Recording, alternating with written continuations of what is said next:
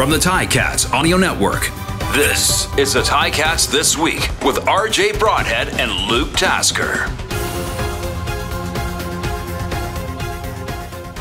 Tiger Cats are 1-5. Great to have you with us for Ticats This Week as they get set for their 7th game of the season. I'm RJ Broadhead. He is Luke Tasker. And against the East Division, Luke, the Tiger Cats are undefeated at 1-0. And right now, in my opinion, the East Division is all that matters. Just get into the top 2 and everything will be just fine. Do you agree? How beautiful is that? Yeah, 1-0 against the games that matter. And yes, the storyline in the CFL is that you kind of need to be first or second in the East maybe right now. That might be the way that this season is shaping up, with a very strong West and the likelihood of a crossover. And the Ticats are right there, poised to be 1 or 2 in the East. And, you know, there are some things trending in the right direction for them, RJ, in the last 3 games, including the win against Ottawa. Things have looked a little bit better. You know, there's some stats trending in the Ticats' favor, but we coming off the loss in BC last week, still a disappointing finish. And great to be back in the East and looking for a great one on Thursday against Montreal. So we've talked about this since probably game 2 of the season, that this middle third of the year, these 6 games, this is basically the season for the Tiger Cats, in my opinion. 2 games against Montreal, 4 against Toronto in these next 6 games. So if they can do well, like 6-0, that would be amazing. That would set them up really well. That might be asking a lot, but they have to perform better in these 6 games, or maybe we're having different conversations on Ticats this week. Yeah, you're right. I heard Steve Milton say an interesting thing this week, that he said, you know, you kind of have to go 3-3 at least. And yeah, 6-0, we'd love it. It'd be great. It'd be amazing. And you'd be first in the East by probably a large margin by that point. If you can split this series, you're going to have still meaningful games in the third third of the season, the last bit there. And then things will be interesting, probably down to the wire if even Toronto and Hamilton split their 4 games. But it lays out itself. I mean, this has to be a different 6 games than the first third of the season was for the Ticats. Montreal happens to be coming off a win as they enter, even though they're hosting a losing record as well right now. But their win against Ottawa kind of has them poised to take advantage of this middle third as well.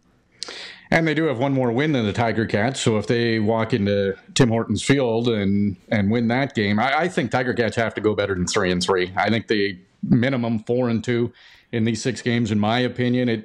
It's not just getting wins; it's stopping the other East Division opponents from getting wins if the Tiger Cats are getting the victories. So right. I don't know if 3-3 would be enough. You don't want to be biting your nails all season long, and it's been a bit of turmoil, let's be honest, for the first 6 games. 1-5. The record isn't good. The good news is it really hasn't done a ton of damage yet. Yeah, there are so many interesting things that'll happen, and it's not impossible that some teams' fate is sealed at the end of this middle third. Yeah. You know, mathematically that can happen. And while you still have, 6 games is a lot of games to play, having your fate determined already. So you kind of hope for the livelihood, or just the enjoyment of the CFL in general, that maybe it's not set in stone at the end of those 6 games. I remember in my career, there was, in the 0-8 start for 2017, we were still battling with, I think it was 3 games left in the season by the time it was set that we were not going to make the playoffs, because we had such a good stretch after that rough start. So there were still meaningful games well into the end of the season. And then, you know, one of the most memorable CFL moments for me was 2014, when going into the last game of the season, every single option was still available. We could have been first in the East, which we ended up doing second in the East, or been out of the playoffs. And it was really unique. And it was about a point spread in the game and how these things broke down. And we won by more than 8 to be first in the East. So it's great when the CFL season, you know, after all these games, how those interesting things happen at the end of the year. but with the way that the West and the East are positioned now, and with this heavy, East versus East middle third, it could lend itself to a few clubs being, set in stone, with a month and a half of football left. So we'll see. You just hope for exciting games, and for the Ticats, you're right. 3-3, who knows? You'll still have a chance, but it's going to be harder. And if you can really turn the ship around and go even better than that, then you'll be set up for success. Yeah, I think it's early in the year, but I think there's going to be a crossover. I think you have to play for the top two, so that just puts a ton of importance on Thursday's game against the Alouettes. Kahari Jones with the Tiger Cats now. Will he make a difference for the rest of the season, and in particular in games against Montreal? Boy, I wish that we had better insight into it. And obviously the club and the coaches have to be selective about what information they share, especially with things pertaining to game planning and whatnot. But you'd think to a certain extent there's got to be some little bit extra that he can add as far as what to expect, I guess. Still, I think we're not expecting him to be calling the plays. There's not going to be an overhaul of the offense from the beginning of the season. We don't have any evidence to suggest that a great deal has changed really. But he's a great football mind, and he was just so recently very intimate with this Montreal Alouette team. So you'd hope as a Ticat fan that somewhere in some part of that game plan can be assisted by that knowledge. It was a very polite answer. I think he's going to make a huge difference. So here's the thing that you got to be careful of. What aspect will he be able to impact the most? And I don't know, because of course he's an offensive mind, but he was coming from a head coaching position, so he's got a good knowledge of across the board there. Well, I think he's going to help the Tiger Cats defense. Could be, yeah, absolutely. Still, you've got to look at the percentages of plays in certain field positions and you got to make a call right prior to seeing it, right? And without him, it's not like he's still in charge of that Montreal offense. So it's hard. I'm hesitant to overstate it, but certainly you'd expect something to be gained. Okay, I tried to get you going there. Well, I'm not saying nothing will change, and I think the offense in BC, not specific to any Alouette advantage, but in BC, we did see some offensive production that was better than some of the previous weeks. And so maybe his impact is already being felt a little bit in that group. Yeah, well, the 24 first downs, that's the second most they've had this season. I was reading that Active Green and Ross sponsorship over and over. It was great. I was hoping I could read it all night, but perfect. They had a whole bunch in a row there, and so they were moving the ball. And I racked my brain, and I got down a wormhole of statistics that I know you love, Luke, and I really give them to me. I really got in depth, and this is I'm still working out the kinks for tomorrow, but here's what I've got so far. So I went with turnovers because they've been a massive issue. Tiger Cats have been turning the ball over way too much, and I was curious how many points the other team is getting on these turnovers. So in the first quarter, Tiger Cats have turned the ball over 4 times. They've allowed a field goal on those turnovers, so not bad. Tiger Cats have not turned the ball over at all in the second quarter. Third quarter, they've turned it over 3 times and have allowed 10 points off turnovers. Fourth quarter is the issue. 12 turnovers, and keep in mind, that's just fumbles or interceptions. I'm not talking on downs. So they've turned it over 12 times, and they've allowed 45 points off those turnovers. So we talk about how bad the fourth quarters have been for the Tiger Cats. They've allowed 66 points. You take away those points off turnovers, and that's 21 points they've allowed in the fourth quarter. That would be their best quarter if the turnovers weren't there. They are there. It is a reality, but it has been a major issue. And you look at the Tiger Cats record. They've been in every game. So it's turnovers, untimely turnovers, too many late in the game, and it's costing them with points. The other thing with the 25 turnovers, including downs on the year, there's been end of game turnovers as well that maybe could have resulted in points, but the other team was able to either take a knee or it was last play of the game on an interception or something like that. So Yeah. there's been 4 end of game turnovers, which essentially ends the game, right? Because Tiger Cats don't have another opportunity to score. Sure. But it's fixable. And they've been in the game. Statistically, they've been right there. But to me, that is the difference. They've turned the ball over and other teams have capitalized. That's, Yeah. I can't see You're much right. else than that. So speaking of kind of what's been maybe getting better, is that on the defensive front, the takeaways have increased. And I'm very interested in the turnover on downs as well, because there's been a number of them this year. But there was a key one in the Ticats' favor in BC as well, and an early third down stop as BC was going into scoring territory, where they kept Rourke on the field and that offense, and the Ticats defense stopped that. But those turnovers on downs are sort of an interesting sort of niche in the turnover ratio aspect, and they kind of do feel different at times in the games, and they can be situational. And so, I like looking purely at the fumbles and interceptions in a lot of cases. But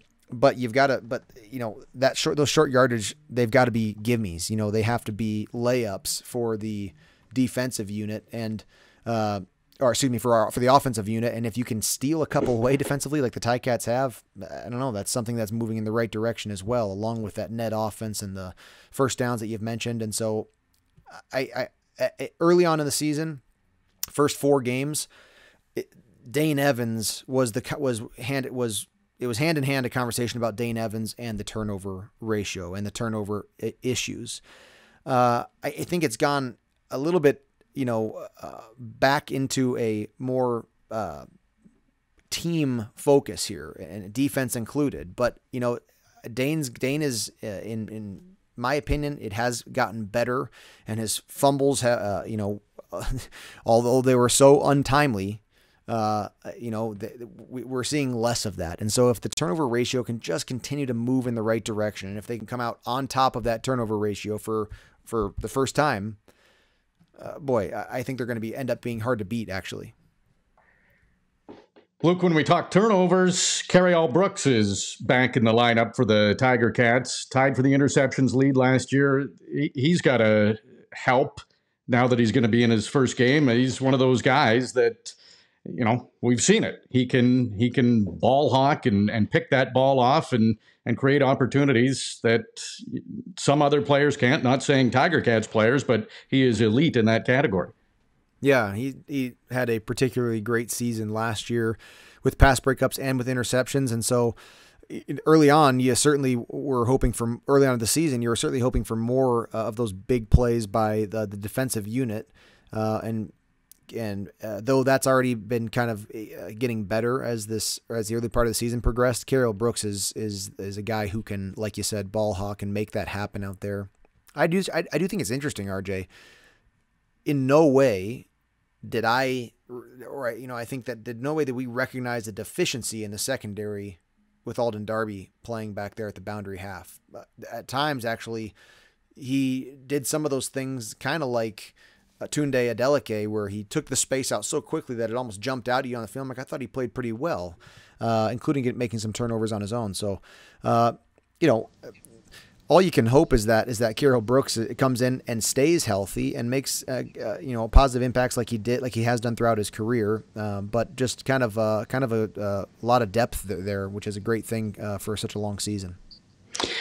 Luke, we've talked about a Tiger Cats perspective for this game coming up against Montreal, and from the Montreal perspective, it's basically the same thing. They're in the same boat. They need victory. So, how do you feel about this matchup going tomorrow? Yeah, it's going to be a great 6 weeks. It's going to be very fun for the East here. It is hard, and to flip script here and go on to Toronto for a second, it is hard. 5 weeks. you play them 4 times. I mean, it's just hard for either of those teams, even if it was lopsided in their records right now, which it's not. If there was a disparity in the East, meaning within the East, and one team was way ahead, it's still hard to win or win that game 4 times. So we're going to see some really interesting games. With Montreal, that's who's kind of being chased down, and they're in position to take first, just like every other team is. And so I would actually say there's something of an advantage just to this start being home, to start in Tim Hortons Field before this East stretch of 6 games, and Montreal will be 2 of them. And, if the Ticats can move into that 2-win position and start off this stretch with a home win, that may be just what they need to sort of put this first part of the season behind them. So from my perspective, I would say this is a very important game, the most important game of the season for the Tiger Cats to win to this point. Now, you've been in the locker room, you're an athlete, you're a receiver. How would the team be viewing it? Well, they're going to say that every game is, it's another football game, right? And in a sense, that's true. And in a sense, you want to make sure that you believe that as a player. You gotta prepare just like it's another game, just like you're already locked into the playoffs, and you want to play every time you take the field. You want to put on your best effort, and so in a sense, to make one game more important than the rest is sort of to beg the question as, well, why weren't you at your best the other games, or what was not important about that? But in a outsider's perspective, this is big. It's very big. It's an announcement to the next 6 weeks of CFL saying this is what the Ticats are gonna establish themselves as for this year. Forget about those first 6 and look what we're gonna start doing against the East. And like I said, at home. So the flip side of that, for Montreal, who already has 2 wins, to come in and who just is coming off their East win, for them to come in to Tim Hortons Field and to start off their middle 6 of the season with an away win against the East, that would position them, I would think, very strongly to set themselves up for success in the playoffs. Yeah, and again, top 2 is the most important. The Alouettes are already in a little bit better position than the Tiger Cats. They're 2 points up. If the Tiger Cats don't win this game now, it's 4 points. The Alouettes are up. Toronto's already up 4 points. I'm just seeing Ticats putting themselves in a situation where they need help from other teams. So I know you won't say it, but I'm going to say this is as close to a must-win early in the year. Can we get it out of you? It can't be a must-win, RJ. If you still have a chance, if after losing this game, if you still have a chance, then it wasn't a must-win. But you can't give yourself an out. You've got to be desperate. You can't say, I got other games down the road. We'll be okay. We'll be fine. No, I disagree. These guys know that you can't trick yourself out of the mathematics of the playoff scenario. But at some point, multiple teams in the East are going to have must wins consecutively in order to give it a chance, and that is an exciting place to be in when you say we have to win whatever it is, 3 games in a row, and no matter what anybody else in the league does, we'll see those circumstances build as the season goes on, and so with every loss, it's a bigger hole to climb out of, and it will get more and more challenging if the woes continue. Well, we will see what the Tiger Cats are made of. I expect a tremendous effort from them, Luke. This has been a lot of fun, and we've got a big game. Let's just call it a big game on Thursday that we'll be calling, and we'll see the result. Montreal Hamilton should be a lot of fun. Excellent. Looking forward to it, RJ, and Thursday night, Tim Hortons Field. It's going to be awesome. 7:30. It'll be kickoff. Luke and I will have the call. Hamilton Tiger Cats, Montreal Alouettes, huge East Division matchup. Thanks for listening to Ticats This Week. It's been another busy week for your Hamilton Tiger Cats. Luke Tasker and RJ Broadhead have covered it all, and now we would like to hear from you. Email us anytime at gameday@ticats.ca. Subscribe to the Ticats Audio Network on Spotify or wherever you get your podcasts.